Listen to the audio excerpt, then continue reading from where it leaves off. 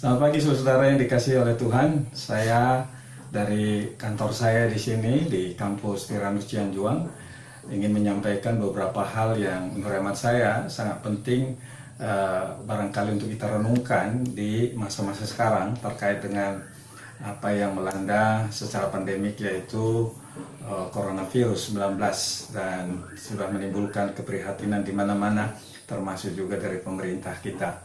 Di dalam hal seperti ini, tadi malam saya berpikir bahwa kita perlu mengembangkan apa yang disebut dengan kepedulian, bahwa kita peduli dengan keadaan bangsa ini, keadaan masyarakat kita, keadaan lingkungan di mana kita berada, dan dengan kepedulian ini menggerakkan kita untuk melakukan sesuatu.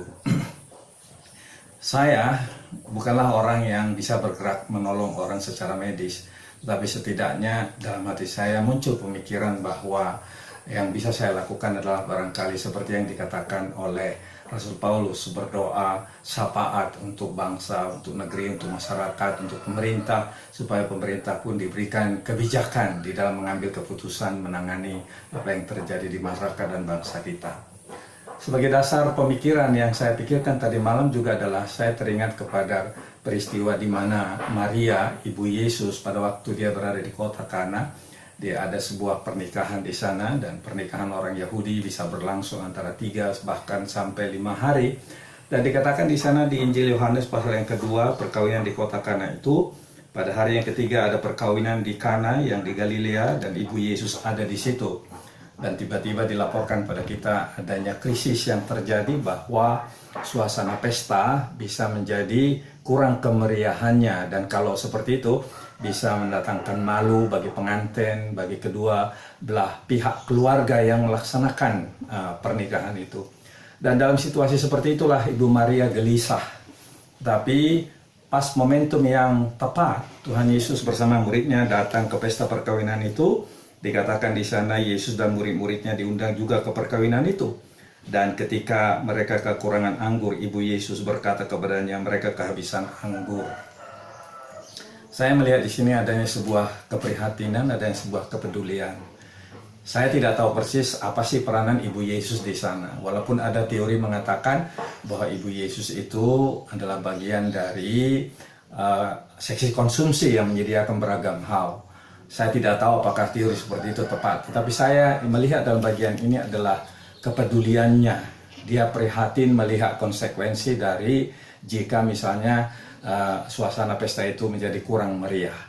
Dan saudara, saya melihat di sini inilah yang dilakukan oleh Tuhan Yesus, dan ilustrasi ini membuat saya berpikir sangat dalam, bagaimana di sana Ibu Yesus di bagian belakang, lalu kemudian dia melaporkan pada Yesus dan kemudian menyuruh para pelayan-pelayan untuk melakukan bagian mereka, dan Tuhan Yesus kemudian melakukan bagiannya. Dan terjadilah pertolongan yang sangat luar biasa pada waktu itu untuk pesta itu. Dan Yesus membuat sesuatu yang di luar pikiran manusia, yaitu dari air kemudian ternyata sudah bisa berubah menjadi anggur. Yang menjadi tekanan di sini yang saya lihat adalah, kalau ada orang bermasalah di sekitar kita, di lingkungan kita, di masyarakat kita, apakah kita masa bodoh? Apakah kita mengatakan dalam hati itu bukan urusan saya karena tidak menimpa keluarga saya, tidak menimpa diri saya? Saya kira tidak demikian yang bisa kita pelajari dari Ibu Maria.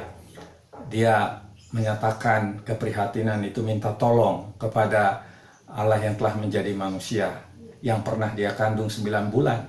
Dan dia tahu persis bagaimana perkataan malaikat Gabriel sebelum dia mengandung, bahwa anak yang dikandungannya adalah anak Allah yang maha tinggi. Dialah juru selamat manusia. Dialah Allah yang maha perkasa itu. Dan hal yang serupa juga didengarkan oleh Yusuf. Pada waktu Yusuf ingin mengambil keputusan menceraikan Maria, tetapi kemudian melalui mimpi Yusuf diteguhkan, dan malaikat Tuhan berkata kepadanya bahwa bayi di kandungan Maria adalah Immanuel, Allah yang menyertai manusia dan Allah yang maha perkasa. Dan karena itulah saya melihat bahwa Maria melapor kepada Tuhan untuk menyampaikan isi hatinya, untuk menyampaikan apa yang terjadi. Dan laporan itu bergayut, dan kemudian Tuhan Yesus melakukan bagiannya. Yang saya lihat di sini adalah ketika ada orang bermasalah, kita perlu juga, bagian kita adalah menyampaikan permohonan kita kepada Tuhan. Dan Tuhan mendengarkan, Tuhan melihat pergumulan dari orang-orang yang berseru kepadanya. Saya melihat di dalam Mazmur pasal 50 ayat 15, sebuah ayat yang berkata, "Berserulah kepadaku pada waktu kesesatan, maka aku akan menolong kamu."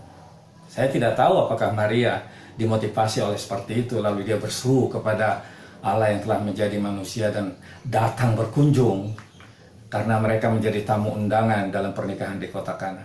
Tapi setidaknya satu hal yang saya ingin sampaikan pada saudara adalah di masa-masa sekarang ini kita menunjukkan kepedulian kita dengan banyak berdoa, dengan memberikan pertolongan sebisa mungkin, memberikan informasi yang benar bagaimana mengatasi coronavirus, bukan menyebar hoax yang tidak benar lalu kemudian menimbulkan ketakutan.